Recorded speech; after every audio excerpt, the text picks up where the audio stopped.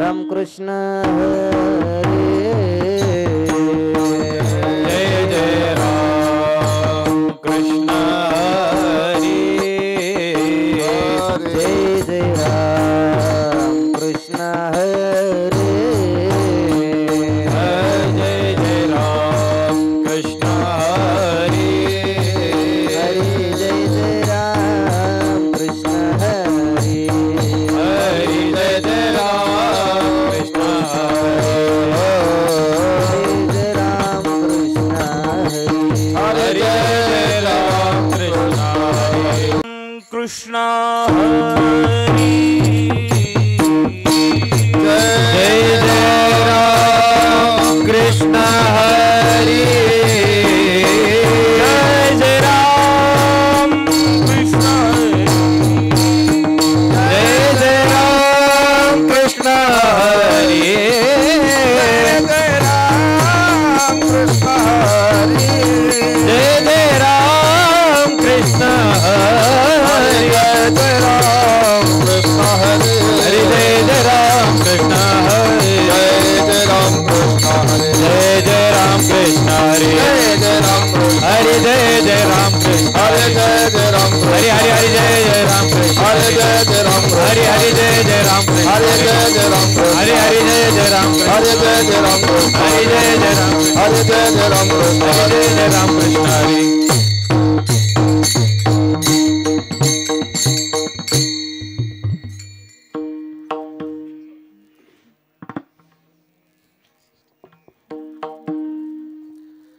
रूप पाहता लोचनी सुख झाले हो साजनी सुख झाले हो साजनी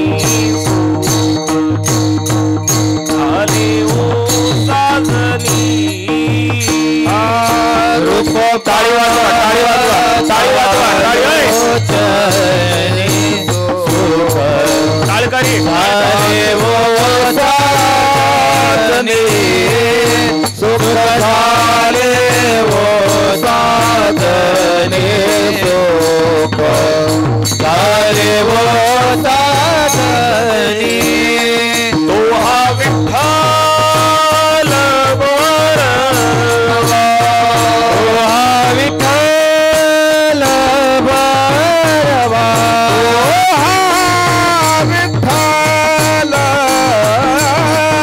बरवा विठ्ठल बरवा तो हा विठ्ठल बरवा तो माधव बरवा तो हा माधव बरवा तो माधव बरवा बहुधा सुत्रोताते तोरे मनोने विठ्ठली आवडे मनोने विठ्ठली आवडे विठ्ठली आवडे तो हा विठ्ठल बरवा तो हा विठ्ठल बरवा तो हा विठ्ठल बरवा तो हा विठ्ठल बरवा तो हा विठ्ठल बरवा तो हा माधव बरवा सर्व सुखाचे आगर रखुमा देवीवर सर्व सुखाचे आगर रखुमा देवीवर सर्व सुखाचे वर बाप रखुमा देवीवर तो हा विठ्ठल बरवा तो हा विठ्ठल बरवा तो हा विठ्ठल बरवा विठ्ठल बरवा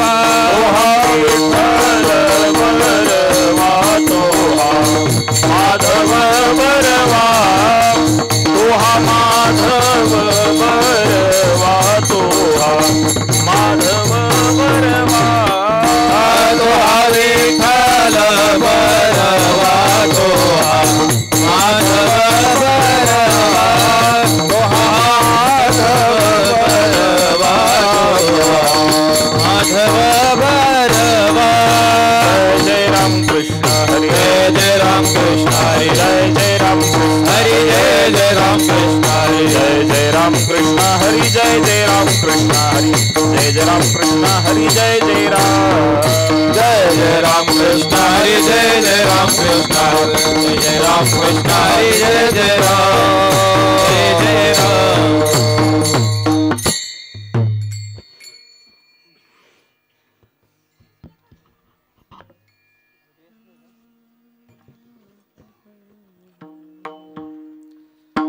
देवासी तो पुरे एक प्रेम भाव देवासी तो पुरे एक प्रेम भाव देवासी तो पुरे एक प्रेम भाव देवासी तो पुरे एक प्रेम भाव पूजा अर्चा वाव सर्व जाना पूजा अर्चा वाव सर्व जाना पूजा अर्चा वाव सर्व जाना मनापासून या करिता कीर्तन मनापासून या करिता कीर्तन मनापासून या करिता कीर्तन मनापासून या करिता कीर्तन आनंदे नर्तन गाता गीत आनंदे नर्तन गाता गीत आनंदे नर्तन गाता गीत राम कृष्ण हरी उच्चार सर्वदा राम कृष्ण हरी उच्चार सर्वदा राम कृष्ण हरी उच्चार सर्वदा राम कृष्ण हरी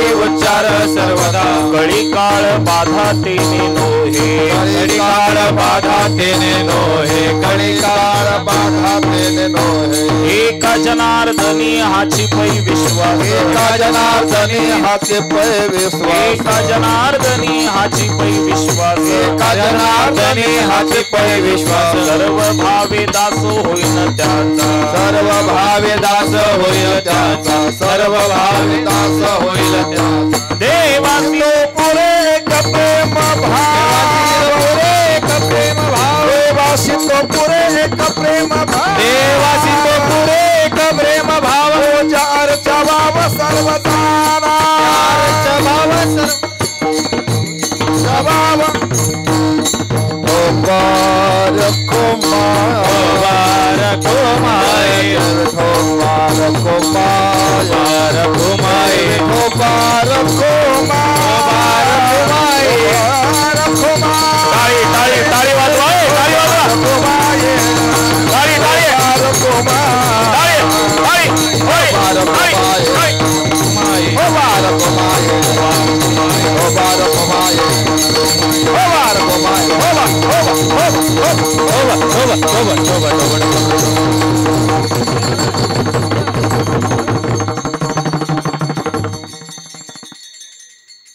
कीर्तनाला बसलात ना बेंबीच्या देठापासून विठोबा म्हणायचं बरं का विठोबा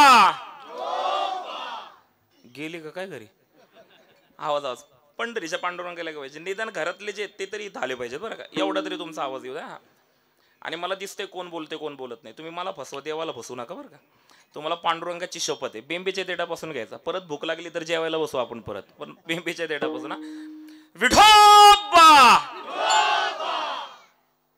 वाढला आवाज हा विठोबा विठोबा विठोबा विठोबा विठोबा विठोबा विठोबा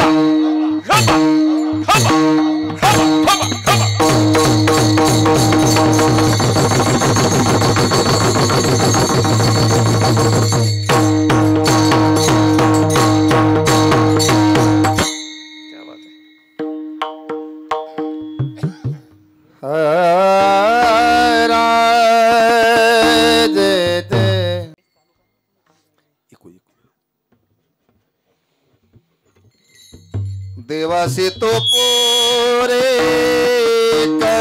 प्रेम भाव देवासी तो पूरे एक प्रेम भाव देवासी तो पुरे एक प्रेम भाव देवासी तो पुरे एक प्रेम भाव देवासी तो पूरे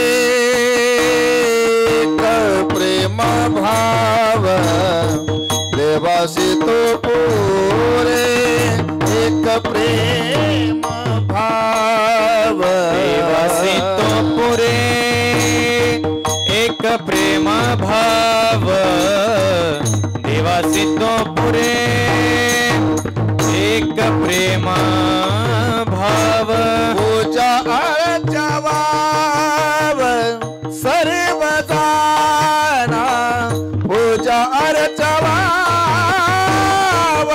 सर्वदाना सर्वदाना देवासी तो पूरे एक प्रेम भाव देवासी तो पूरे एक प्रेम भाव पूजा अर्चवाव सर्वदाना पूजा अर्चभाव सर्वदाना मना पासोणी देवासी तो पुरे एक प्रेम भाव देवासी तो पुरे एक प्रेम भाव पूजा अर्चवाव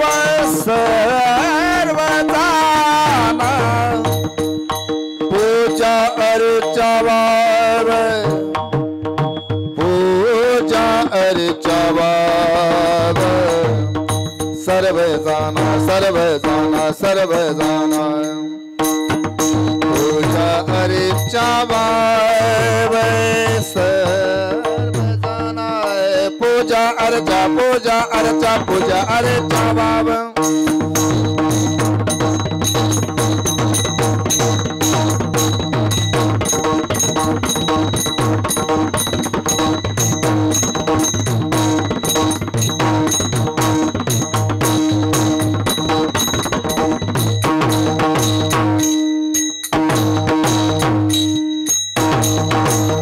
पूजा अर्चवाव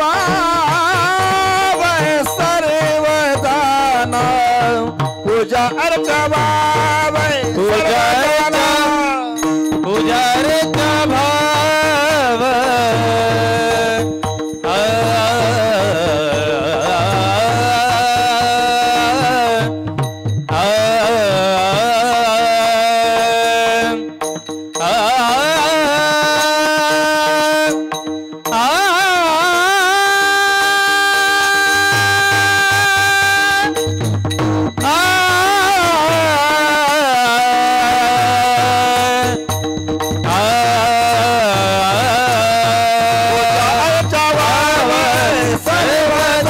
पूजा अर्चभाव देवासी तो पुरे एक प्रेम भाव देवासी तो पुरे एक प्रेम भाव हाला विठाला विठाला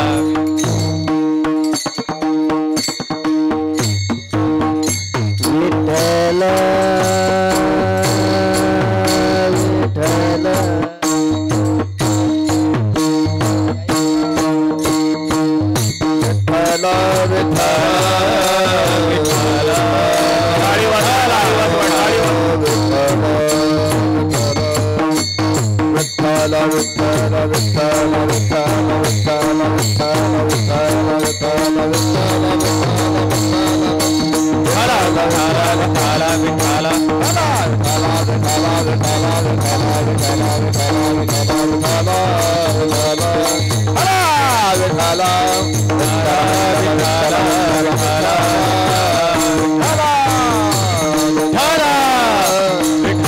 विठ्ठल विठ्ठल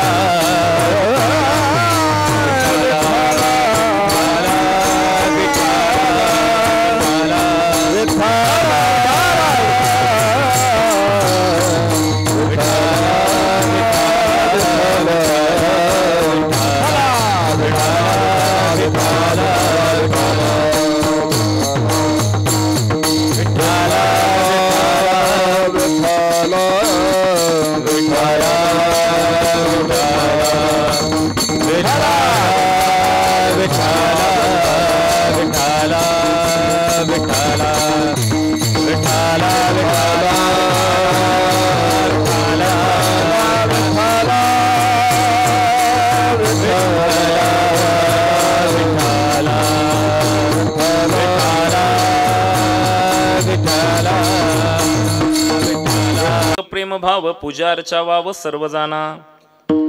विश्वमंगल्याचं स्वप्न उराशी बाळगून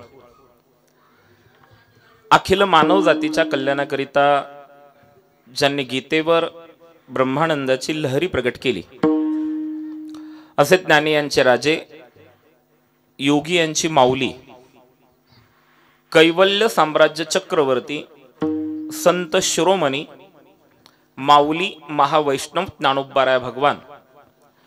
ज्ञानोबारायांनी वारकरी संप्रदायाचा भागवत धर्माचा ज्ञानाने पाया रचला. ज्ञानदेवे रचिला पाया उभारिले देवालया.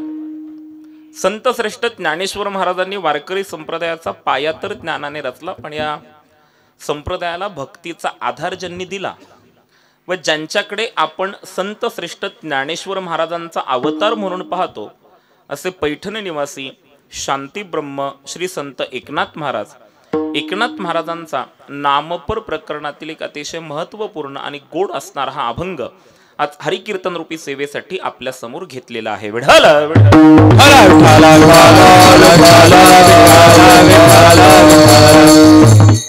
अतिशय सुंदर योग आहे.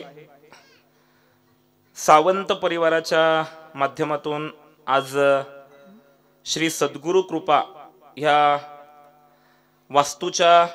वास्तुशांती निमित्ताने सत्यनारायणाची महापूजा, त्याचप्रमाणे कैलासवासी हरिभक्तीपरायण राघोजी उमाजी सावंत व कैलासवासी मातोश्री सुंदराबाई राघोजी सावंत यांच्या पुण्यस्मरणानिमित्त व त्याचप्रमाणे नामकरण समारंभाच्या निमित्ताने हे कीर्तनरूपी पुष्प ह्या ठिकाणी गुंफण्यासाठी सौभाग्यवती जिजाबाई नंदा शांताराम सावंत, श्री शांताराम राघोजी सावंत, सौभाग्यवती पार्वताबाई शंकर सावंत, श्री शंकरराव राघोजी सावंत आणि सावंत परिवाराने या ठिकाणी आमंत्रित केलं आणि त्यानिमित्ताने हे कीर्तनरूपी पुष्प भगवान सत्यनारायणाच्या चरणावर समर्पित करण्यासाठी मी आपल्या समोर उभा आहे. त्यानिमित्ताने तुम्हा सर्व मायबापांच्या दर्शनाचा योग मला माझ्या जीवनामध्ये घडतोय हे मी माझं सद्भाग्य समजतो. त्यानिमित्ताने वारकरी संप्रदायाचा निष्ठेने प्रचार प्रसार करणारी वारकरी मंडळी, माझी गुरुबंधू मंडळी साथीसाठी उपस्थित आहेत. माझे जिवलग बालमित्र आणि आंबोली गावचे सरपंच आदरणीय विजय खंडागळे असतील आणि उपस्थित सर्व मान्यवर मंडळी, आपणा सर्वांच्या चरणावर नतमस्तक होतो आणि माझ्या अभंग चिंतनाला प्रवृत्त होतो. विठ्ठल तीन औचित्य आहे. घराची वास्तुशांती अर्थात वास्तूची वास्तुशांती, नामकरण समारंभ आणि आई वडिलांचं पुण्यस्मरण. मला प्रश्न हा पडला की आता कोणता अभंग घ्यावा. तीन कार्यक्रम एकत्र आहेत. एकतर पुण्यस्मरणाच्या निमित्ताने आपण कीर्तन करतो, एकतर नामकरण समारंभाच्या निमित्ताने आपण कीर्तन करतो, नाहीतर वास्तुशांतीच्या निमित्ताने कीर्तन करतो. सावंत दादा इतके हुशार आहेत, त्यांनी तिन्ही कार्यक्रम एकदमच घेतले. पाकिटाचा प्रॉब्लेम नाही, विनोदाचा भाग सोडून द्या. पण इतका सुंदर औचित्यपूर्ण कार्यक्रम या ठिकाणी सावंत परिवार गावातील अखंड हरिनाम सप्ताहाचा काला झालाय. बरोबर ना? काल्याचं संकीर्तन आजच झालंय. गेली जवळजवळ 7-8 दिवस तुम्हाला अनेक वारकरी संप्रदायातील ज्ञानवान गुणवान मंडळीहून ज्ञानदान करून गेलेले आहेत आणि काल्याचं कीर्तन सकाळी झालेले आणि आज संध्याकाळी परत तेच ऐकायचं.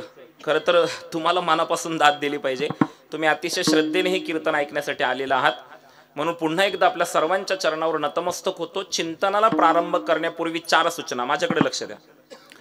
चिंतनाला प्रारंभ करण्यापूर्वी 4 सूचना. पहिली सूचना, आपण हरिकीर्तन ऐकण्यासाठी बसलेलो आहोत, त्यामुळे पाठीचा काना ताट करून बसायचे, म्हणजे व्यवस्थित बसायचे. दुसरी सूचना, माझं कीर्तन म्हणजे संवाद आहे. प्रपंचामध्ये वाद असतो आणि परमार्थामध्ये संवाद असतो. माझ्या शब्दांकडे लक्ष द्या. प्रपंचामध्ये वाद असतो आणि परमार्थामध्ये संवाद असतो. वाद आपल्याला दुःख देतो आणि संवाद आपल्याला सुख देतो.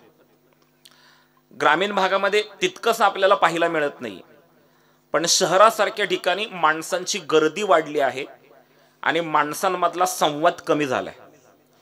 मगाशी आमचे मित्र विजयराव मी बसलेलो असताना विजयरावनी सांगितलं की मी माणसांमध्ये बसल्यानंतर मोबाईल हातात घेतच नाही, आणि मला ते पटलं.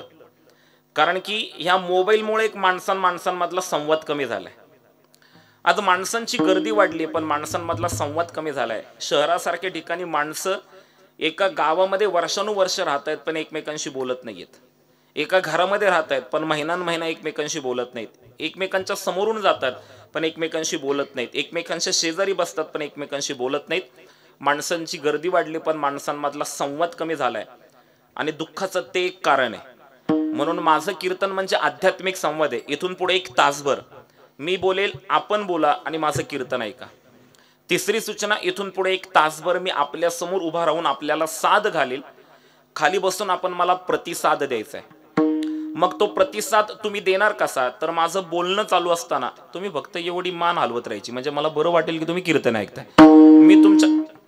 मी तुमच्याकडे पाहिल्यानंतर फक्त मान हलवा बस. चला ताट बसान, प्रश्नाचं उत्तर द्या. माझ्याशी बोला बरं का, ठरलंय आपलं बोलायचं म्हणून बरं का. प्रश्नाचं उत्तर द्या म्हणजे इथून पुढे कीर्तन संपेतोपर्यंत उत्तर द्यायचंय बरं का तुम्ही.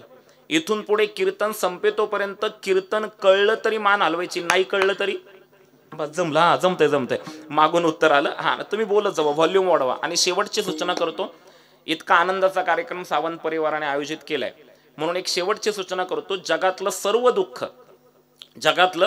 सर्व दुःख देवाने आपल्याच वाट्याला दिलंय असे चेहरे करून बसू नका. मला भीती वाटते बरं का. जरा प्रसन्न चेहरे ठेवा, टवटवीत चेहरे ठेवा आणि कीर्तन ऐका. विठ्ठला विठ्ठला.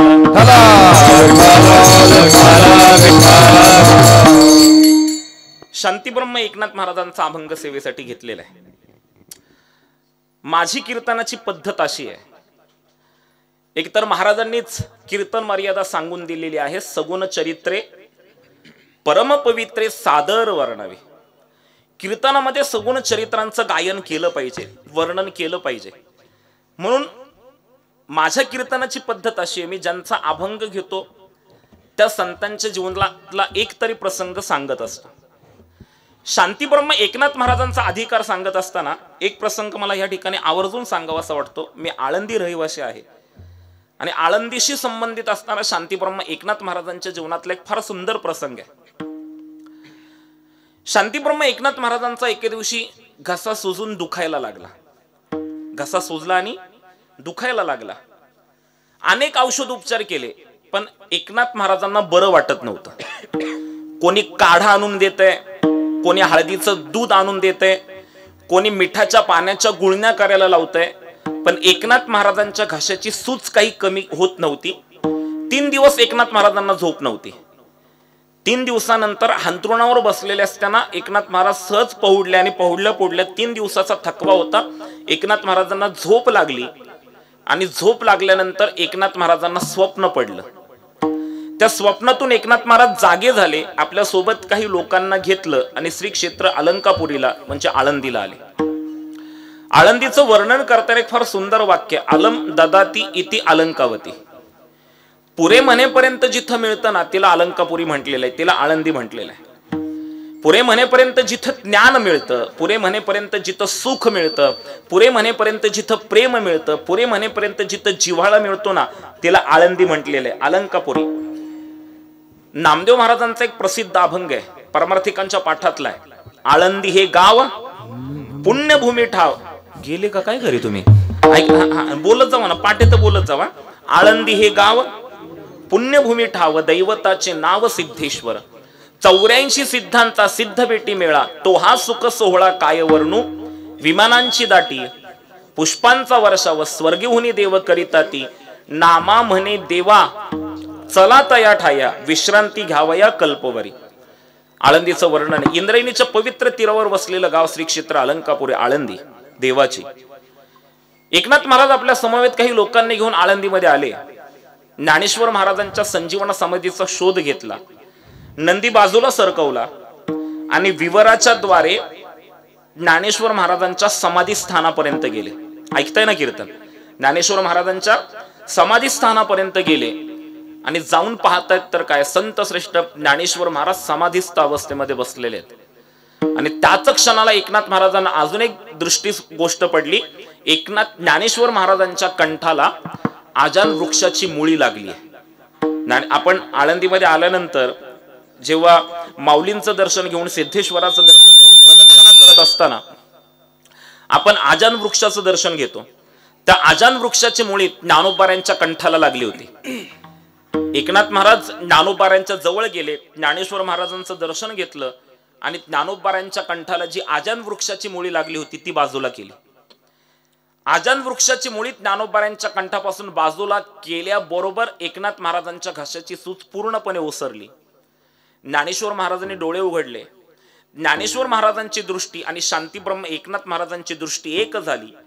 ज्याची दृष्टी होता पूर्ण करी आपणासी पूर्ण, हा पूर्णत्वाचा अनुभव शांतीब्रह्म एकनाथ महाराजांना झाला. 3 दिवस ज्ञानोबाऱ्यांच्या सहवासात एकनाथ महाराज राहिले. त्यानंतर 3 दिवसानंतर ज्ञानोबाऱ्यांचा आशीर्वाद घेऊन समाधी स्थानापासून विवाराच्या द्वारे परत बाहेर आले. नंदी होता तसा सरकवला आणि एका ठिकाणी येऊन बसले आणि एकनाथ महाराजांच्या डोळ्यातून अश्रू वाहू लागले. समवेत सोबत आलेल्या लोकांना काही समजत नव्हतं, उमजत नव्हतं, कळत नव्हतं. कोणीतरी एकनाथ महाराजांच्या जवळ गेलं आणि एकनाथ महाराजांना विचारलं, नाथ महाराज आम्हाला काही समजत नाहीये. मध्यरात्री तुम्ही उठलात, आम्हाला समवेत घेतलं, आळंदीमध्ये आलात, आम्ही नंदी बाजूला सरकवलं, आम्हाला बाहेर थांबायला सांगून तुम्ही विवराच्या द्वारे आतमध्ये गेलात, 3 दिवसानंतर परत आलायत आणि इथे बसून रडतायत. नाथ महाराज नक्की घडलं काय? तेव्हा एकनाथ महाराजांचा एक प्रसिद्ध अभंग आहे. एकनाथ महाराज त्या अभंगामधून सांगतात, श्री ज्ञान देवे येवोनी स्वप्नात, ज्ञान देवे येवोनी स्वप्नात, हो सांगितले मात मज लागे, मज लागे, सांगितले मात मज लागे. श्री ज्ञान देवे येऊनी स्वप्नात, श्री ज्ञान देवे येऊनी स्वप्नात, सांगितले मात मज लागी, सांगितले मात मज लागी. दिव्य तेज पुंज मदनाचा पुतळा, परब्रह्म केवळ बोलत से. दिव्य तेज पुंज साकडा परब्रह्म बोलत से. दिव्य तेज पुंज मदनाचा पुतळा, दिव्य तेज पुंज मदनाचा पुतळा, परब्रह्म केवळ बोलत से, बोलत से, परब्रह्म केवळ बोलत से. सोबत आलेल्या लोकांनी ज्ञानोबाराने नाथ महाराजांना विचारलं, नाथ महाराज नक्की घडलं काय? तुम्ही आळंदीमध्ये आलात, महाद्वारातून आतमध्ये प्रवेश केलात, डाव्या बाजूला वळलात, हैबत बाबांचं दर्शन घेतलं. बाहेर आल्यानंतर जो समोर पार दिसतो ना त्याला एकनाथ पार म्हणतात. तिथे एकनाथ महाराज बसले आणि समवेत आलेल्या लोकांनी विचारलं, नाथ महाराज नक्की काय घडले, सांगा ना नाथ महाराज. एकनाथ महाराजांनी सांगितलं, श्री ज्ञानदेवे येऊनी स्वप्नात, सांगितली मात मज लागी. माझ्या स्वप्नात गेले का काय घरी? मी गेले का काय घरी म्हटलं की हाय आहे म्हणा, म्हणजे मला कळेल की तुम्ही ऐकताय म्हणून. ना ऐकताय ना. कोण आलं स्वप्नामध्ये एकनाथ महाराजांच्या? चाललो मी आळंदीला, बोला ना काहीतरी, आता सांगितलं ना. एकनाथ महाराजांच्या स्वप्नात कोण आलं? ज्ञानेश्वर महाराज आले. श्री ज्ञानदेवे येऊनी स्वप्नात, एकनाथ महाराजांच्या स्वप्नात ज्ञानेश्वर महाराज येतात. तुमच्या स्वप्नात कोण येतं? घरी जाऊन विचार करा. एकदा तरी देव आला, एकदा तरी संत आलेत का विचार करा थोडासा. आणि नसतील येत तर तसं साधन करा, तसं कर्म करा. मग ज्ञानोबाऱ्या स्वप्नात येतील, देव स्वप्नात येईल. ज्ञानेश्वर महाराज एकनाथ महाराजांच्या स्वप्नात गेलेत. श्री ज्ञानदेवे येऊनी स्वप्नात, नुसतं स्वप्नात आले नाही, सांगितली मात मज लागी. मला एक गोष्ट सांगितली, माझ्याशी बोललेत ज्ञानेश्वर महाराज. काय सांगितलं? ज्ञानेश्वर महाराज माझ्याशी बोलले, पण ज्ञानेश्वर महाराज दिसत कसे होते? ज्ञानोबाऱ्यांचं वर्णन एकनाथ महाराज करतायत. दिव्य तेज पुंज मदनाचा पुतळा. किती गोड दिसतायत ज्ञानेश्वर महाराज. दिव्य तेज पुंज मदनाचा पुतळा. परब्रह्म केवळ बोलत असे, प्रत्यक्ष परब्रह्म बोलते, हा अनुभव मला आला. काय बोललेत ज्ञानेश्वर महाराज मला स्वप्नात येऊन? श्री ज्ञानदेवे येऊनी स्वप्नात, सांगितली मात मज लागी. दिव्य तेजपुंज मदनाचा पुतळा, परब्रह्म केवळ बोलत असे. काय बोललेत ज्ञानोबाराया? आजान वृक्षाची मुळी कंठासी लागली. अरे माझ्या कंठाला आजान वृक्षाची मुळी लागली आहे, आजान वृक्षाची मुळी कंठासी लागली, येऊनी आळंदी काढवेगी, आळंदीला ये, त्वरा कर, घाई कर, आणि जी माझ्या कंठाला आजान वृक्षाची मुळी लागली आहे ना ती बाजूला कर. कोण कोणाला बोलतंय? कोण कोणाला बोलतंय? कोण कोणाला बोलतंय? बोला. हे तुम्ही उत्तर दिलं की पुढचं बोलतो मी. कोण कोणाला बोलतंय? ज्ञानेश्वर महाराज एकनाथ महाराजांना स्वप्नातून सांगतायत, अरे बाबा माझ्या कंठाला आजान वृक्षाची मुळी लागली आहे, आळंदीला ये, घाई कर आळंदीला यायची, आजान वृक्षाची मुळी कंठासी लागली, येऊनी आळंदी काढवेगी. असं स्वप्न पडलं, ऐसे स्वप्न होता आलो अलंकापुरी, असं स्वप्न मला पडलं आणि मी अलंकापुरीला आलो. ऐसे स्वप्न होता आलो अलंकापुरी, तव नंदी माझारी देखेले द्वार. मग नंदी जवळचं मी द्वार, ते दार पाहिलं. तव नंदी माझारी देखेले द्वार, एका जनार्दनी पूर्व पुण्य फळले. एकनाथ महाराजांचे शब्द आहेत. एका जनार्दनी पूर्व पुण्य फळले, श्री गुरु भेटले ज्ञानदेव. माझं काय भाग्य आहे की मला श्री गुरु ज्ञानदेव भेटले, माझी गोष्ट संपली. मी शांती ब्रह्म एकनाथ महाराजांचा अभंग घेतलाय म्हणून एकनाथ महाराजांचा अधिकार सांगितला. काय अधिकार आहे एकनाथ महाराजांचा? तर संत श्रेष्ठ ज्ञानेश्वर महाराजांनी संजीवन समाधीनंतर साक्षात म्हणजे प्रत्यक्ष दर्शन कोणाला दिलं असेल तर ते शांती ब्रह्म एकनाथ महाराजांना दिलंय. हा एकनाथ महाराजांचा अधिकार आहे. विठ्ठल विठ्ठल. एकनाथ महाराजांचा अधिकार सांगताना एकनाथ महाराजांच्या जीवनातली अजून एक गोष्ट सांगितली जाते. पैठणमध्ये ती एकनाथ महाराजांचं जे जीवनचरित्र लरा पांगारकर नावाचे संत चरित्रकार आहेत त्यांनी लिहिले, त्याच्यामध्ये ही गोष्ट आहे. ज्यांना पाहिजे असेल ते पुस्तक घेऊन वाचा म्हणजे तुमच्या लक्षात येईल. गोष्ट अशी सांगितली आहे की पैठणमध्ये एक माणूस राहत होता. माता भगिनींनो ऐकताय कीर्तन? पैठणमध्ये एक माणूस राहत होता आणि माता भगिनींनो त्या माणसाकडे परीस होता. माता भगिनींनो परीस काय करतो? सोन्याला, तुम्ही नका बोलू, त्यांना बोलू द्या जरा. सोनं त्यांचा आवडीचा विषय बरं का. लोखंड, बस आजी बोलल्या. परीस काय करतो? लोखंडाला सोनं बनवतो. आणि माता भगिनींनो तुम्हाला अजिबात सोनं आवडत नाही ना? नाही म्हणजे आमचे बाबा म्हणायचे बाईला इतकं सोनं आवडतं बघा, पटलं तर मान हलवा. नाराज बिराज नाही ना माझ्या? कीर्तन कळतंय ना? हा बोल सर ना मला म्हणजे प्रतिसाद द्याल ना. मी एक वाक्य सांगतो. माझे बाबा सांगायचे, ते म्हणायचे बाईला इतकं सोनं आवडतं, बाईला इतकं सोनं आवडतं की बाईच्या गळ्यामध्ये सोन्याचा पाटा आणि वरवंटा करून बांधला तरी ती खरडट चालेल. हा तुम्ही हसले म्हणजे तुम्हाला पटलंय माझं वाक्य. तर विजयराव मला पण आवडतं. कदाचित थोडस तुमच्या लक्षात आलं असेल की ह्या बाबाला सोनं आवडतं. मी ट्रान्सपरंट माणूस आहे एकदम. मोठी परंपरा आहे माझ्या पाठीमागं. सद्गुरू अमृतनाथ स्वामी महाराजांची दिव्य परंपरा मला प्राप्त झाली.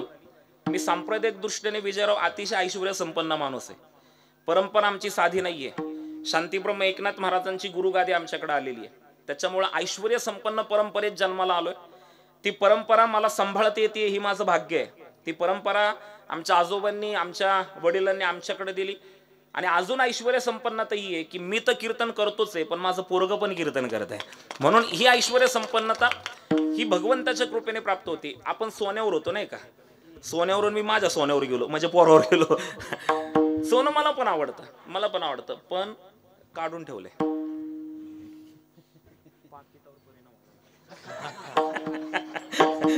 हे घरातलं कीर्तन आहे, विनोदाचा भाग सोडून. हा ते काय झालं, एकदा ऐकण्यासारखी गोष्ट आहे. एकदा PCMC मध्ये पिंपरी चिंचवड मध्ये एका माणसाने माझं प्रवचन ठेवलं. घडलेली घटना बरं का, अतिशयोक्ती अजिबात नाहीये. ज्यांनी प्रवचन ठेवलं ना तो गोल्डन मॅन आहे. तसं आपल्या पुणे जिल्ह्यामध्ये गोल्डन मॅन भरपूर आहेत. दगड उचललं तर गोल्डन मॅन सापडेल आता, एवढे गोल्डन मॅन आहेत. पण आपल्या पुणे जिल्ह्याची गोल्डन मॅनच्या बाबतीत पहिली ओळख जर कोणी करून दिली असेल महाराष्ट्रात तर स्वर्गीय रमेश भाऊ वांजळे. गोल्डन मॅन म्हणून संपूर्ण महाराष्ट्राला ते परिचित होते, आमदार स्वर्गीय रमेश भाऊ वांजळे. तर त्या गोल्डन मॅनने माझं प्रवचन ठेवलं. प्रवचन झालं. ज्यांनी प्रवचन ठेवलं होतं ना त्याच्या गळ्यामध्ये किलो सव्वा किलो सोनं होतं. किलो बर का, म्हणजे मी 2-4 तोळे नाही म्हणते, किलो सव्वा किलो सोनं होतं. त्याच्या मुलाच्या गळ्यात अर्धा किलो सोनं होतं. म्हणजे एकंदरीत लक्षात आलं. आणि त्याच्या बायकोच्या गळ्यात किलोभर सोनं असेल, म्हणजे तिघांचं सोनं मिळून 3-1 किलो सोनं असेल. मी आश्चर्यचकित झालो. त्याने माझं प्रवचन ठेवलं. प्रवचन झालं आणि मग सत्कार करताना तो मानधनाचं पाकिट मला द्यायला लागला. ते मानधनाचं पाकिट मी त्याला नको बोललो. त्याला वाटलं कमी भरले असतील. तो म्हटला, पुरुषोत्तम दादा, आमच्या आईची फार इच्छा होती, तिने तुमचे टीव्हीवर प्रवचनं पाहिली, कीर्तनं पाहिली आणि तुम्ही टीव्हीवर कीर्तन प्रवचनं चालू झाली. त्यांची खूप इच्छा होती की पुरुषोत्तम दादांनी आपल्याकडे यावं. तुम्ही आम्हाला वेळात वेळ दिला आणि प्रवचन तुम्ही केलंय, तर प्रवचनाचं मानधन. इथं पिंपरीमध्येच कार्यक्रम होता. आळंदीपासून पिंपरी एक 12-13 किलोमीटरवर आहे.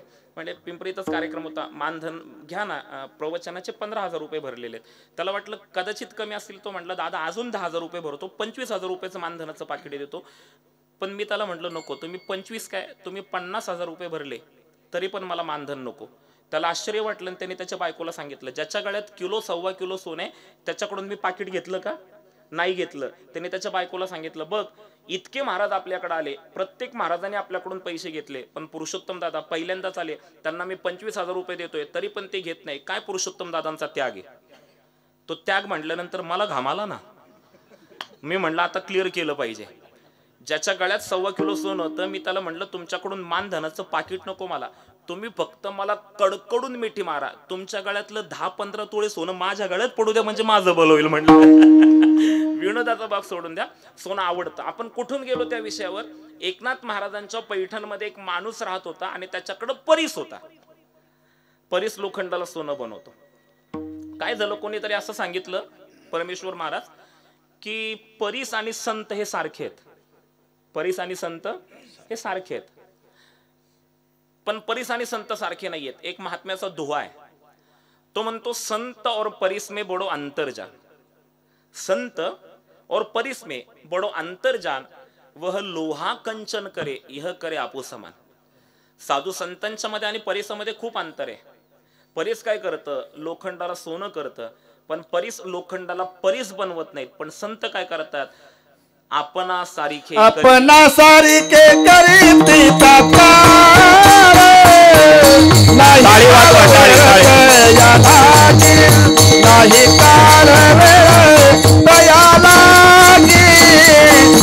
काळ वेळ दया लागी. अपना सारिखे करीती तत्कार, नाही काळ वेळ दया काय नाही काळ वेळ दया काय, नाही काळ वेळ दया काय. आपण सारिखे करीत तत्कार, नाही काळ वेळ दया लागे, नाही काळ वेळ दया लागे, नाही काळ वेळ दया लागे. आपण सारिखे करीत तत्कार, नाही काळ वेळ दया लागे, नाही काळ वेळ दया लागे. हरी बोल, हरी बोल, हरी बोल, दया लागे. आपणा सारिखे करीती तात्काळ, नाही काळ वेळ तया लागी. संत आपल्यासारखं करतात. चला, माझा एक मुद्दा आहे. संपूर्ण कीर्तन नाही समजलं, नाही लक्षात राहिलं तरी काही हरकत नाहीये, पण साधू संतांचा अनंत उपकार तुमच्या माझ्यावर आहेत. आपलं परम भाग्य आहे की आपण संत भूमीत जन्माला आलोय. ज्ञानोबारायांची ज्ञानेश्वरी, तुकोबारायांची गाथा, नाथ महाराजांचं भागवत, इतकी विपुल ग्रंथ संपदा. आपण इतके श्रीमंत आहेत ग्रंथ संपदेने. ज्ञानोबारायांची ज्ञानेश्वरी अलौकिक आहे, अद्वितीय आहे. नामदेव महाराज म्हणतात, नामा मने ग्रंथ श्रेष्ठ ज्ञानदेवी, एक तरी ओवी अनुभवावी. किती भाग्यवान आहोत आपण. जो संत संघ अत्यंत दुर्लभ सांगितलं. आपण तर आळंदीत शिकलो विजयराव. माझा तर जन्मच आळंदीतला आहे, जन्मच आळंदीतला आहे. मी माझ्यासारख्या भाग्यवान मलाच समजतो. मी माझी गोष्ट का सांगतो, जन्मच आळंदीतला आहे महाराज, जन्मच आळंदीतला आहे. अधिक मासातला जन्म आहे, म्हणजे 3 वर्षांनी एकदाच येतो ना अधिक मास. आणि अधिक मासाला अजून 2 नाव आहेत, धोंड्याचा महिना आणि पुरुषोत्तम मास. माझं नाव पुरुषोत्तम का ठेवलं, अधिक मासात जन्माला आलो म्हणून पुरुषोत्तम नाव ठेवलं. जन्माला आलो सकाळी 5 वाजता आळंदीच्या सरकारी हॉस्पिटलमध्ये, सरकारी दवाखान्यात जन्म झाला. 5 वाजता जन्माला आलो. म्हणजे 5 वाजता जन्माला आल्यानंतर आळंदीमध्ये मुक्ताबाई जाधव नावाची एक आजी होती. ती आमच्या मठात असायची नेहमी. ती आई बरोबर तिथं हॉस्पिटलमध्ये होती. 5:15 ती घरी आली आणि माझ्या आजोबांना आजीला सांगितलं नातू झालाय. आजोबाजींना आनंद झाला, ते लगेच निघाले. 5:30 वाजता माऊलींच्या मंदिरात होते. माऊलींच्या मंदिरात पहिलं दर्शन घेतलं. सोबत घरातून तुळशीची माळ घेतली होती. ती माऊलींच्या मंदिरात गेले. तुळशीची माळ माऊलींच्या समाधीवर ठेवली, माऊलींच्या समाधीवरचा बुक्का घेतला आणि हॉस्पिटलमध्ये आले. साधारणपणे 5:30 ते 5:45 दरम्यान ज्ञानेश्वर महाराजांच्या समाधीवरचा बुक्का माझ्या कपाळाला लागलेला होता आणि ज्ञानेश्वर महाराजांच्या संजीवन समाधीला स्पर्श झालेली तुळशीची माळ माझ्या गळ्यामध्ये होती. मग मला सांगा, जर जन्मताच गळ्यामध्ये तुळशीची माळ आहे तर मग आयुष्यभर ज्ञानेश्वर महाराज की जय नाही म्हणायचं तर दुसरं काय म्हणायचं? आम्ही भाग्यवान आहोत की आपण संत भूमीमध्ये आपण जन्माला आलोय. तुम्ही आळंदीला येता, माऊलींचं दर्शन घेता, लोकांचं आयुष्य जातं. गेले का काय घरी तुम्ही? हा झालं, हा हा आता जमतंय बरं का. आणि तिकडे जरा बोलू नका ना, कोण बोलते ते आवाज देऊ नका ना. आवाज कोण आतमध्ये बोलते ना, एवढं लक्षात येत नाही का की पुरुषोत्तम पाटील आहे, गौतमी पाटील नाही इथं? एवढं लक्षात घ्या फक्त. हा काय आपलं बाकी. तुम्ही आळंदीला येता, माऊलींचं दर्शन घेतात, पण विजय मी अनुभवलेलं आहे, आळंदीत किती किती किती दुर्दैवी माणसं आहेत. माणसांचं आयुष्य जातं पण लोकांना आळंदी माहिती नाही, पंढरपूर माहिती नाही, देहू माहिती नाही. आज जर तुम्ही आळंदीमध्ये येऊन ज्ञानोबारांचं दर्शन घेत असाल, देहूमध्ये जाऊन जर तुकोबारांचं दर्शन घेत असाल ना, तर ही देवाने आपल्यावर केलेली विशेष कृपा आहे, हे लक्षात ठेवा. एकनाथी भागवतामध्ये ओवी आली, कोटी जन्माची पुण्य संपत्ती जरी गाठी असेल आयती, तरीच जोडे माझ्या संतांची संगती, सत्संगी भक्ती उल्हासे. कोटी जन्माचं पुण्य पदरी लागतं तेव्हा संत संघ घडतो. पुण्य फळाले बहुता दिवसा, पुण्य फळाले बहुता दिवसा, भाग्य उदयाचा ठसा, भाग्य उदयाचा ठसा, झालो सन्मुख तो तैसा, सन्मुख तो ऐसा, संत चरण पावन, संत चरण पावन, संत चरण पावलो, संत चरण पावलो. पुण्य फळाले बहुत दिवसा, भाग्य उदयाचा ठसा, झालो सन्मुख तो तैसा, संत चरण पावलो. पुण्य फळाले बहुता दिवसा, भाग्य उदयाचा ठसा, झालो सन्मुख तैसा, संत चरण पावलो, पावलो, पुण्य भाग्य, भाग्याचा उदय ते हे जोडे संत.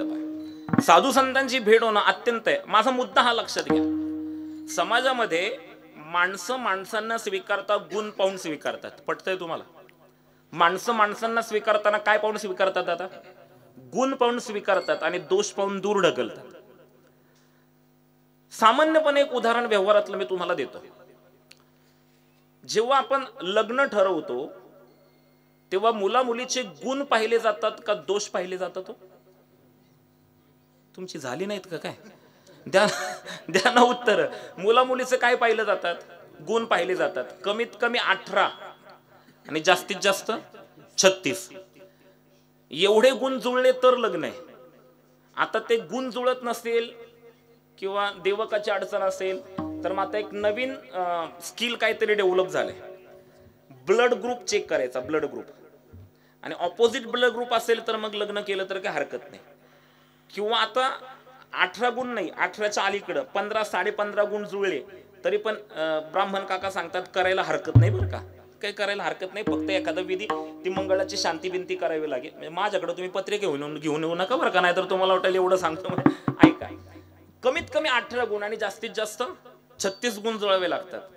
पण असं कधी झालंय, आवाज कमी करा माझा थोडा, असं कधी झालंय का मुलाचा बाप आणि मुलीचा बाप बैठकीसाठी बसलेत आणि मुला मुलीचा बाप एकमेकांसोबत बोलतायत, तुमच्या मुलाचे आणि आमच्या मुलीचे जवळजवळ 25 दोष जुळले. काय जुळले म्हटलं मी? दोष. असं कधी झालंय का मुला मुलीचे बाप एकत्र बसलेत, तुमच्या मुलीचे आणि आमच्या मुलाचे 25 दोष एकत्र जुळलेले, आपण एखादं मोठं कार्यालय बघू, सर्व गावाला आमंत्रण देऊन आणि धूमधडाक्यात लग्न लावू, असं झालंय कधी? नाही होत. माणसं गुण पाहून जवळ करतात आणि दोष पाहून दूर ढकलतात.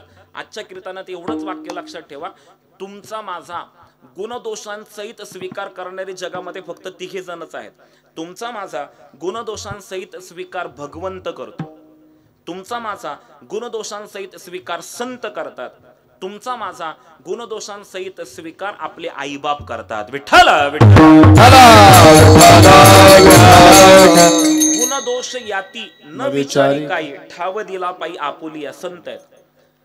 तर मी सांगत होतो एकनाथ महाराजांच्या जीवनातला प्रसंग की पैठणमध्ये एक ब्राह्मण होता आणि त्याच्याकडे परीस होता. त्याला तीर्थयात्रेला जायचं होतं. पूर्वीच्या काळातली तीर्थयात्रा आतासारखी विमान, रेल्वे किंवा बस अशी नव्हती. पूर्वी तीर्थयात्रेला गेला ना माणूस, बरं संपर्काची काही साधनं पण नव्हती ना पूर्वीच्या काळात, त्या काळामध्ये एकनाथ महाराजांच्या काळामध्ये. आता ती संपर्काची साधन आहेत. म्हणजे अगदी 40-50 वर्षापूर्वी जरी आपल्या घरातला माणूस तीर्थयात्रेला गेला ना, तर घरातली माणसं एक मनाची समजूत करून घ्यायची की बाबा देवाला गेलाय. संपर्कच व्हायचा नाही ना. एकदा तीर्थयात्रेला गेला, समजा 4 धाम यात्रेसाठी गेला, एकदा तीर्थयात्रेला गेला, संपर्काची काही साधनं नाहीत. मग संपर्काची साधनं नसल्यामुळं घरातून निघतानाच त्याला कायमचा निरोप द्यायचा, असं होतं बरं का पूर्वीच्या काळात. म्हणजे देवाला गेलाय, परत आला तर आपला नाही तर देवाचा, असं होतं पूर्वीच्या काळातली ती तीर्थयात्रा. तीर्थयात्रेला 1.5-2 वर्ष लागणार होते. त्या माणसाला वाटलं की आपल्याकडे परीस आहे आणि अनमोल परीस आहे की जो लोखंडाला सोनं बनवतो. आपण तीर्थयात्रेला जर हा परीस घेऊन गेलो तर तीर्थयात्रेमध्ये हा परीस हरवल आणि आपलं नुकसान होईल. मग आपण हा परीस गावातच ठेवायचा. पण गावात विश्वास ठेवण्यासारखं कोण आहे तर फक्त एकनाथ महाराज आहेत. एकनाथ महाराजांकडे गेला आणि एकनाथ महाराजांना म्हटलं, नाथ महाराज मी तीर्थयात्रेला चाललोय. गेले का काय घरी? ऐकताय ना, मान हलवून आले दोन होते. मी तीर्थयात्रेला चाललोय म्हटले. तीर्थयात्रेला चाललोय, तीर्थयात्रेवरून यायला मला 1.5-2 वर्ष लागणार आहे. 1.5-2 वर्ष लागणार आहे आणि माझ्याकडे परीस आहे. मी जर यात्रेसोबत घेऊन गेलो तर हरवल, म्हणून हा परीस तुमच्याकडे ठेवा. एकनाथ महाराज म्हणले, नका, तुमचा परीस माझ्याकडे कशाला ठेवताय? नाही नाही म्हणले, तुमच्याकडे ठेवा. आणि अजून सांगतो, मी तीर्थयात्रेवरून येईतोपर्यंत माझ्या परीसाचा तुम्ही वापर केला तरी चालेल. आलं का लक्षात तुमच्या? माझ्या परीसाचा तुम्ही वापर केला तरी चालेल. म्हणजे तुमच्या घरातलं जेवढं लोखंड आहे तेवढं कशाचं करून घ्या? सोन्याचं करून घ्या. आता कदाचित कोणाच्या तरी मनात विचार आला असेल, तेव्हा आपण पाहिजे होतो, नाही तर आत्ता परीस पाहिजे होता. नावाला लोखंड शिल्लक ठेवलं नसतं. गावात काय, घरात काय, गावात पण नसतं ठेवलं. एकनाथ महाराजांनी तो परीस घेतला, देवाऱ्याखाली ठेवला आणि विसरून गेले. आपल्याला झोप आली नसती महाराज. एखादी अनमोल साधी आपल्याकडे घरामध्ये कॅश असू द्या, एक 25,000च्या वर आपल्याकडे रोख रक्कम घरामध्ये असू द्या, तरी आपल्याला झोप येत नाही. परीस एकनाथ महाराजांनी देवाऱ्याखाली ठेवला, कपाटात नाही ठेवला, देवाऱ्याखाली ठेवला आणि विसरून गेले. तो माणूस 1.5 वर्षानंतर आला आणि एकनाथ महाराजांच्या घरी गेल्याने एकनाथ महाराजांना बोलला, नाथ महाराज 1.5 वर्षापूर्वी मी तुमच्याकडे परीस ठेवला होता, माझा परीस मला द्या. एकनाथ महाराजांना तेव्हा आठवलं की ह्या माणसाने आपल्याकडे परीस ठेवलाय. एकनाथ महाराज म्हणले, हो मला आठवत आहे की तुमचा परीस माझ्याकडे. एकनाथ महाराजांनी त्यांच्या शिष्याला उद्धवाला आवाज दिला, उद्धवा इकडे. एकनाथ महाराजांचा शिष्य पळत पळत आला. जी महाराज, काय नाही उद्धवा, देवाऱ्याखाली मी एक वस्तू ठेवली आहे, ती वस्तू ह्या माणसाची आहे, ती वस्तू आण आणि ह्या माणसाला देऊन टाक. उद्धवाला लक्षात आलं देवाऱ्याखाली काहीतरी होतं, पण जी देवाऱ्याखाली वस्तू होती ती काय केली उद्धवाने सांगितलं. म्हटलं, एकनाथ महाराज, देवाऱ्याखाली काहीतरी वस्तू होती बरं का, ती वस्तू काय होती हे मला माहिती नाही, पण ती देवाऱ्याखालची वस्तू मला वाटलं निकामी वस्तू आहे, म्हणून मी देवाच्या निर्माल्याबरोबर, देवाच्या फुलांबरोबर ती वस्तू गोदावरी नदीत टाकून दिली. ऐकताय का कीर्तन तुम्ही? परीस कुठं टाकला त्यांनी? नदीत. आता मला सांगा, उद्धवाने त्या माणसाचा परीस नदीत टाकलाय, तो उद्धव एकनाथ महाराजांना सांगताना ज्याचा परीस आहे तो माणूस तिथंच आहे, त्याला जेव्हा कळलं की आपला परीस कुठं टाकलाय, नदीत टाकलाय, त्याला गुदगुल्या झाल्या असतील की महाराज. त्याची तळवेच्या मस्तकाला गेली ना, आणि तो एकनाथ महाराजांना नाही ते बोलू लागला, नावं ठेवू लागला. एकनाथ महाराज म्हणले, बोलू नका, तुमचा परीस तुम्हाला पाहिजे ना, चला माझ्यासोबत. एकनाथ महाराज त्या माणसाला घेऊन गोदावरी नदीवर गेले. कमरे इतक्या पात्रात उतरले, खाली वाकले, उंजळभर दगड घेतले आणि त्याला सांगितलं, ह्या दगडांमधला तुझा जो परीस आहे तो तू घे. असं सांगितल्यानंतर त्याने 2-3 लोखंडाचे तुकडे सोबत आणले होते. त्याने पहिला लोखंडाचा तुकडा घेतला, एकनाथ महाराजांच्या हातातून पहिला दगड घेतला, पहिला दगड पहिल्या लोखंडाच्या तुकड्याला लावला. आश्चर्य, पहिला लोखंडाचा तुकडा सोन्याचा झाला. त्याने एकनाथ महाराजांच्या हातातून दुसरा दगड घेतला, दुसऱ्या लोखंडाच्या तुकड्याला लावला, दुसराही लोखंडाचा तुकडा सोन्याचा झाला. त्याने एकनाथ महाराजांच्या हातातून तिसरा दगड घेतला, तिसरा दगड तिसऱ्या लोखंडाच्या तुकड्याला लावला, तिसराही लोखंडाचा तुकडा सोन्याचा झाला. माझी गोष्ट संपली. मला एवढंच सांगायचंय, परीस लोखंडाला सोनं बनवतो, परीस लोखंडाला सोनं बनवतो, पण एकनाथ महाराजांसारखे संत दगडाला हात लावला तर त्याला परीस बनवतात. हा एकनाथ महाराजांचा अधिकार आहे महाराज. आणि अशा एकनाथ महाराजांचा अभंग मी सेवेसाठी गेल्या का काय घरी माता भगिनींनो नवस करता ना नवस.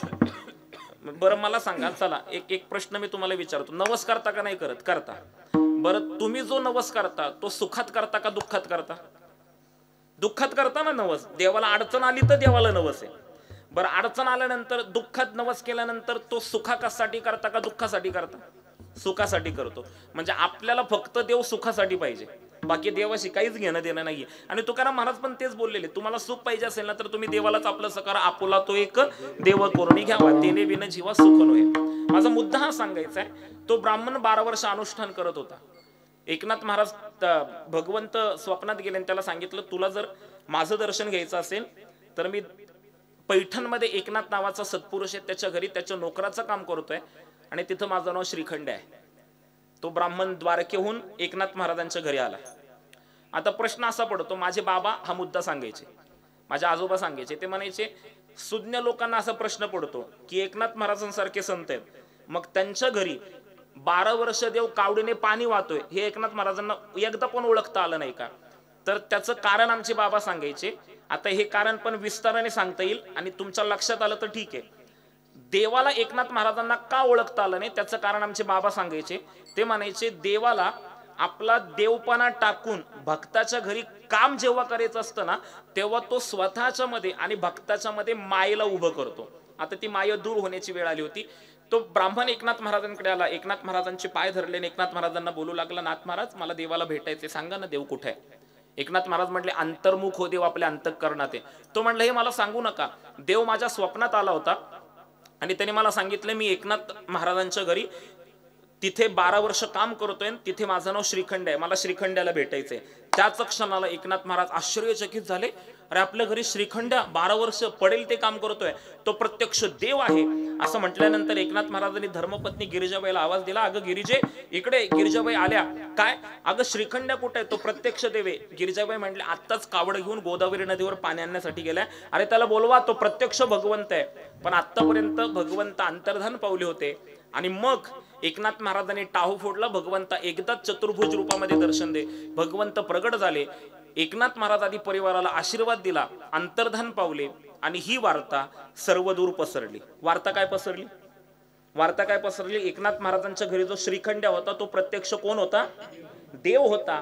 ही वार्ता सर्वदूर पसरली आणि एकनाथ महाराजांच्या घरी जपी तपी ऋषी मुनी सगळे आले आणि एकनाथ महाराजांचं दर्शन घेऊन एकनाथ महाराजांना विचारू लागले, नाथ महाराज अहो आम्हाला देवाने दर्शन द्यावं म्हणून आम्ही जप करतोय, देवाने आम्हाला दर्शन द्यावं म्हणून आम्ही तप करतोय, देवाने आम्हाला दर्शन द्यावं म्हणून आम्ही तीर्थयात्रा करतोय, देवाने आम्हाला दर्शन द्यावं म्हणून आम्ही पारायण करतोय, देवाने आम्हाला दर्शन द्यावं म्हणून आम्ही व्रतवैकल्य करतोय. एवढं सगळं करूनही देव आमच्या साधा स्वप्नातही आला नाही. जो देव एवढं सगळं करून आमच्या स्वप्नात आला नाही तोच देव तुमच्या घरी पडेल ते काम करत होता. एकनाथ महाराज आमच्यावर उपकार करा, देवाने आम्हाला दर्शन द्यावं अशी आमची इच्छा आहे. एकनाथ महाराज सांगा ना देवाला कोणता भाव प्रिय आहे, देवाला कोणता भाव प्रिय आहे असं एकनाथ महाराजांना विचारल्यानंतर एकनाथ महाराजांनी क्षणाचाही विलंब न लावता देवाला प्रिय असणारा भाव अभंगाच्या पहिल्या चरणात, देवासी तो पुरे एक प्रेम भाव, देवासी तो पुरे एक प्रेम भाव, देवासी तो पुरे एक प्रेम भाव, देवासी तो पुरे एक प्रेम भाव, देवासी तो पुरे एक प्रेम भाव, देवासी तो पुरे एक प्रेम भाव, देवासी तो पुरे एक प्रेम भाव, देवासी तो पुरे एक प्रेम भाव.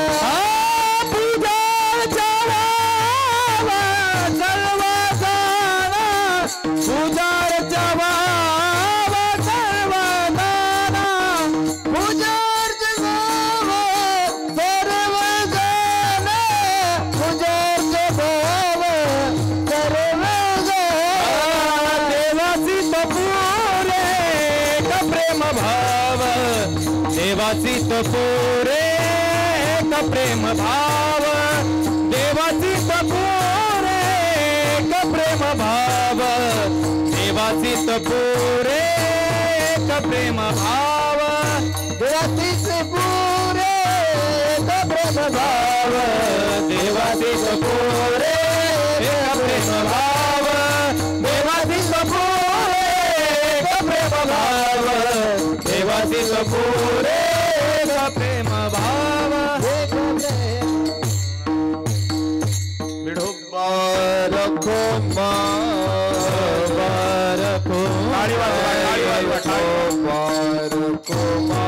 टाळी वाजवा पांडुरंगाची शपथ आहे तुम्हाला टाळी वाजवा पांडुरंगाची शपथ आहे टाळी वाजवा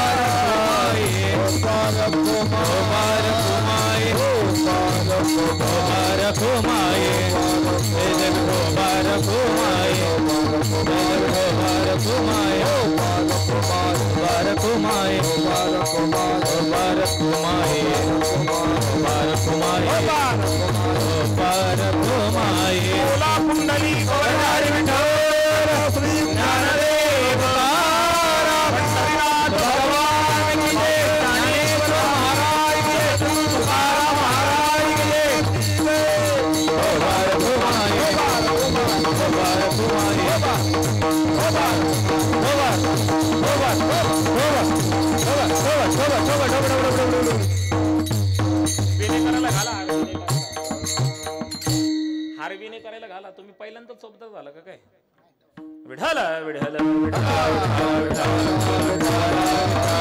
करा करा करा हात वर करा टाळकरी हात वर करा हात वर हा करा माझा आवाज ज्यांच्यापर्यंत जातोय ना इथं त्यांनी सगळ्यांनी हात वर करा ए ताईडे करा हात वर कोणी म्हणाल नाहीच हात वर करणार बघू काय होतंय होईल 2-4 दिवसातच सगळ्यांशी वाकडे घ्यायचं देवाशी वाकडे नाही घ्यायचं मी देवासाठी हातवर करायला लावलेत हात वर करा हा आणि मी पंढरीनाथ भगवान की म्हटलं ना की तुम्ही जय म्हणायचंय सावंत परिवारामध्ये आज 3 गोष्टी आहेत एक तर आई वडिलांचं पुण्यस्मरण आहे नामकरण समारंभ आहे आणि वास्तुशांती आहे इतका मंगलमय सोहळा चालू आहे आपण सर्वांनी भगवंताचा जय जयकार करून त्या परिवाराला शुभेच्छा द्यायच्यात हात वर करायचा हा मी पंढरीनाथ भगवान की म्हणाल तुम्ही जय म्हणायचे माईक मधून जय म्हणू नका आणि इको वाढवू नका जो जय म्हणणार नाही ना जय पंढरीनाथ भगवान की आवाज येत नाही संख्येच्या मागे जय कसा आला शेवटी तू तसा आला पाहिजे का पंढरीनाथ भगवान की माऊली ज्ञानेश्वर महाराज की जगद्गुरु तुकाराम महाराज की भारत माता की छत्रपती शिवाजी महाराज की धर्मवीर संभाजी महाराज की हर हर गणपती बाप्पा मंगल मूर्ती या कोण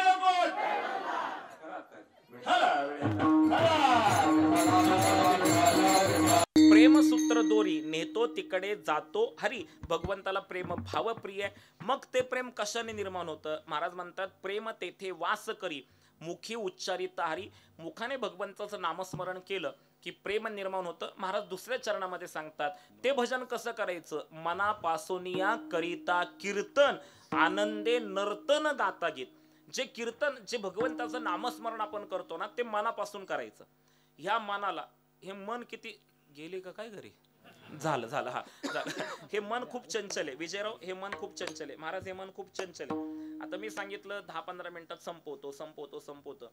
आता तुम्ही डोळ्यांनी मला पाहताय पण डोक्यात आणि मनात कधी 15 मिनिटं होत आहेत असं झालंय तुमच्या. मन चंचल हे महाराज ज्ञानोबा म्हणतात, हे मन कैसे केवडे, हे पाहू जाता न सापडे, एरवी राहटवया थोडी त्रैलोक्य या, जे बुद्धी ते सळी निश्चय ते टाळी, धैर्यसे हातपळी मिळून यायचं, जे बैसीचे तरी हिंडवी 10 दिशा. एका ठिकाणी बसला असलं तरी 10 ठिकाणी. चंचल मनाला स्थिर करायचं असेल तर मनापासून या करिता कीर्तन, भगवंताचं कीर्तन मनापासून करायचं. ऐका, भगवंताचं नामस्मरण. शेवटचा मुद्दा सांगतो. कलियुगामध्ये भगवत अनुभूतीचं अतिशय महत्वाचं साधन म्हणजे भगवंताचं नाम आहे. क्रता त्रेता द्वापारासी निषेध नाही नामासी, कलियुगी नामापासी चारी मुक्ती जाची सोय होती. 4 मुक्ती भगवंताच्या नामाने किंवा कलियुगी उद्धार हरीच्या नामे.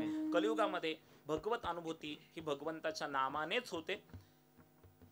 आपण ग्रामीण भागामध्ये राहत आहोत म्हणून तितकंच नाही, पण शहरासारख्या ठिकाणी माणूस तणावात जगतोय. तणावात म्हणजे अगदी आपण ग्रामीण भागात राहत असलो तरी आपण तणावातच आहे.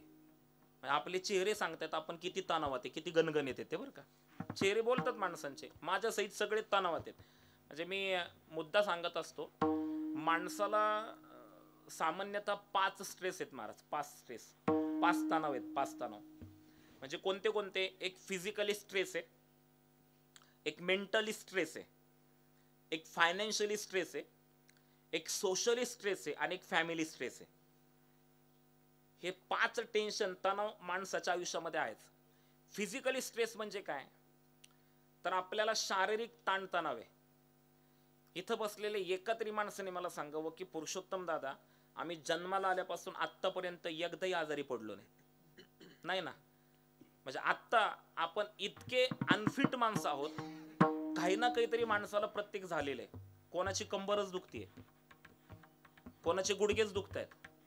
येते का लक्षात? माझ्याकडे लक्ष द्या, ते फोन शांत करा. आपण किती अनफिट माणसं आहे. कोणाची कंबरच दुखतीये, कोणाचे गुडघेच दुखतायत, कोणाच्या वाट्या बदलायच्यात आता गुडघ्याच्या. क्या बात आहे, वाह क्या बात आहे. कोणाची हा एक वेगळाच स्थान आहे बरं का.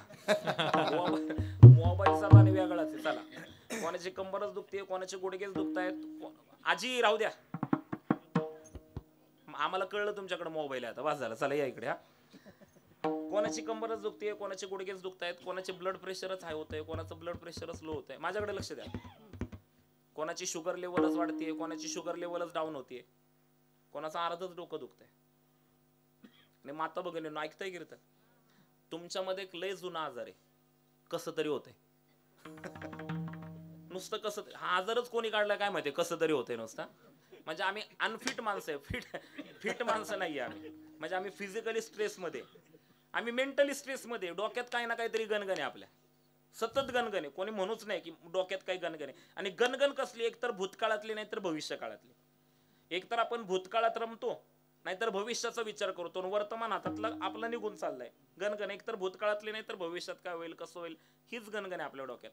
तिसरा फायनान्शियली स्ट्रेस आहे. आर्थिक तणाव प्रत्येकालाच आहे. ज्याच्याकडे पैसा आहे तो पण टेन्शन मध्ये, ज्याच्याकडे नाही तो पण टेन्शन मध्ये. परत फॅमिली स्ट्रेस आहे. इथं बसलेल्या प्रत्येकाच्या आयुष्यामध्ये एक असा तरी प्रसंग आहे, कौटुंबिक प्रसंग, की जो उघडपणे कोणाला सांगता येत नाही. प्रत्येकाच्या आयुष्यात आहे, जो उघडपणे कोणाला सांगता येत नाही. परत कौटुंबिक एक टेन्शन आपल्या मनावर, आपल्या बुद्धीवर सातत्याने असतं, तो एक फॅमिली स्ट्रेस आहे. आणि समाजामध्ये राहायचं असतं म्हणून समाजातला मान प्रतिष्ठा ही व्यवस्थित राहिली पाहिजे म्हणून आपण आपल्याच लोकांशी एक जीव घेणे स्पर्धा करतोय. हा तणाव कमी झाला पाहिजे ना. तणाव घेऊन जगण्यासाठी आयुष्य भेटलेलं नाहीये. आणि हा तणाव रहित आपल्याला व्हायचा असेल, हा तणाव कमी करायचा असेल तर भगवंताचं नामस्मरण केलं पाहिजे. आता सोशल मीडियावर मला वाटत नाही तुम्ही इकडे जास्त सोशल मीडिया पाहत असताल, युट्यूब किंवा इंस्टाग्राम किंवा फेसबुक. पण मी आता सोशल मीडिया, युट्यूब आणि इंस्टाग्रामला म्हणजे फेसबुकला वगैरे एक महाराज फार ट्रेंडिंगला आहेत. वृंदावनचे प्रेमानंद स्वामी महाराज खूप ट्रेंडिंगला आहेत. त्यांचे खूप व्हिडिओ आहेत आणि खूप ऐकण्यासारखे आहेत. ऐका बरं का. तर जे प्रेमानंद स्वामी महाराज आहेत ना, त्यांच्या दोन्हीही किडन्या 18 वर्षापूर्वी फेल झाल्यात. किती वर्षापूर्वी फेल झाल्यात? 18 वर्षापूर्वी. एक किडनी फेल नाही झाली, दोन्ही किडन्या फेल झालेल्या आहेत. आणि दररोज डायलिसिस करावं लागतं त्या व्यक्तीला. जर तुम्ही त्यांचा फोटो बघितला आणि त्यांचे व्हिडिओ ऐकले ना तर इतकं तेज आहे त्यांच्या चेहऱ्यावर आणि जगभरातली माणसं त्यांना भेटण्यासाठी आज वृंदावनला जातात. भगवंताचं दर्शन घेण्या इतकंच त्या प्रेमानंद स्वामी महाराजांचं दर्शन घेण्यासाठी लोकांची धडपड असते. मध्यरात्री हजारो लोक वृंदावनच्या रस्त्यावर त्यांचं दर्शन घेण्यासाठी उभे असतात. ते प्रेमानंद स्वामी त्यांच्याकडं त्यांचा एकांतिक वार्तालाप नावाचा दररोज एक सेशन असते, कार्यक्रम असतो. त्याच्यामध्ये ते भक्तांशी येणाऱ्या लोकांशी संवाद साधतात. मग येणारी लोक त्यांना खूप अडचणी सांगतात. त्या अडचणींवर मार्ग सांगताना प्रेमानंद स्वामी फक्त प्रत्येकाला एवढंच सांगतात, तुम्ही श्रद्धेने देवाचं नामस्मरण करा, तुम्हाला प्रत्येक अडचणीतून मार्ग निघेल. म्हणून माझी पण तुम्हाला विनंती आहे, देवाचं नामस्मरण करा. पण कसं करा? मनापासून या, करिता कीर्तन, आनंदे नर्तन गाता गीत. कशाचं कीर्तन करायचं? महाराज म्हणतात, रामकृष्ण हरी उच्चार सर्वदा, कळी काळ बाधा तेने नोहे. रामकृष्ण हरीचा उच्चार करा. चला ताट बसा आणि माझ्या प्रश्नाचं उत्तर तुम्ही सर्वांनी एका वाक्यात द्यायचंय. तुम्हाला पांडुरंगाची शपथ आहे बरं का, पांडुरंगाची शपथ आहे. मला सांगा, वारकरी संप्रदायाचा बीज मंत्र काय? चाललो मी आळंदीला, चला निघूयात आळंदीला. मी सांगू, वारकरी संप्रदायाचा बीज मंत्र आहे राम कृष्ण हरी. तुम्हाला सगळ्यांना पांडुरंगाची शपथ आहे. मी आता सांगितलं वारकरी संप्रदायाचा बीज मंत्र आहे राम कृष्ण हरी. आता मी तुम्हाला प्रश्न विचारेल, वारकरी संप्रदायाचा बीज मंत्र काय? एका वाक्यात तुम्ही रामकृष्ण हरी म्हणायचं बरं का. आवाज आला पाहिजे बेंबीच्या देठापासून. नाही म्हटलं तर तुम्हाला पांडुरंगाची शपथच आहे बरं का. वारकरी संप्रदायाचा बीज मंत्र काय असं मी प्रश्न विचारेल. एका वाक्यात तुमचं उत्तर रामकृष्ण हरी आलं पाहिजे. आता प्रश्न विचारतो, वारकरी संप्रदायाचा बीज मंत्र काय? बस, ह्याच शुभेच्छा भेटल्या सावंत परिवाराला. आपण सगळ्यांनी सामुदायिक भगवंताचं नामस्मरण करणं. अरे वारकरी संप्रदायाचा बीजमंत्र आहे रामकृष्ण हरी. राम रमयंती, कृष्ण कर्षती, ऐक्यानंद तो हरी.